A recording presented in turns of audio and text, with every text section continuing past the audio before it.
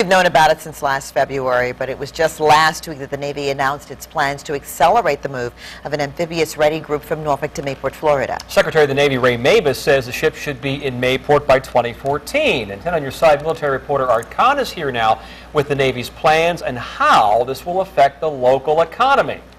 Well, Tom and Alvita, this move means the loss of 3 locally based ships, big ships. Yesterday, the Hampton Roads Planning District Commission released a report that said the loss of the ships and the jobs associated with those vessels presents less than 1% of the region's economy.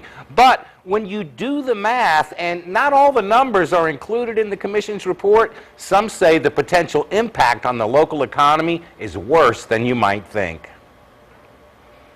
The ships going to Mayport are the amphibious assault ship USS Iwo Jima, the USS New York, an amphibious transport ship, and a dock landing ship, the USS Fort McHenry. And moving up that loss a year ahead of schedule kind of hits us while we're down, so to speak. Greg Grutendorf, chief economist for the Hampton Roads Planning District Commission, says a sagging economy has already cost this region a lot of jobs.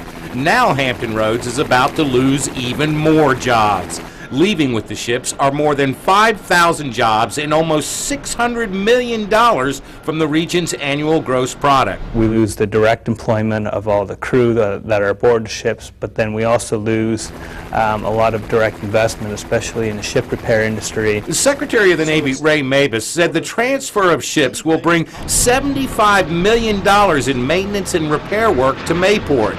The Navy says the move is being done for the purpose of strategic dispersal to ensure the security of the Atlantic Fleet. You can call it what you want to call it. It's to make sure that Mayport is a viable base. Retired Admiral Fred Metz understands the importance of the Mayport base to the Navy, but isn't sure local leaders understand how significant the loss of these 3 ships will be to Hampton Roads, especially when you factor in the Navy's plans to station 60% of the fleet in the Pacific. 3 or 4 years ago, when Ford Motor Company was leaving, the world was coming to an end. When Joint Forces Command was going away, the world was going to come to an end.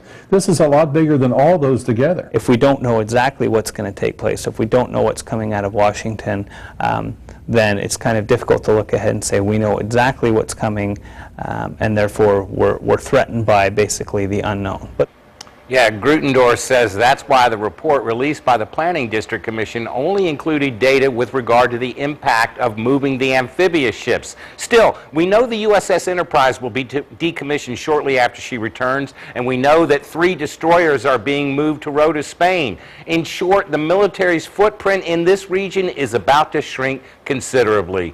Art Kohn, 10 on your side. And according to the Navy, the USS New York will leave near the end of next year with both the Iwo Jima and the Fort McHenry moving to Mayport in 2014.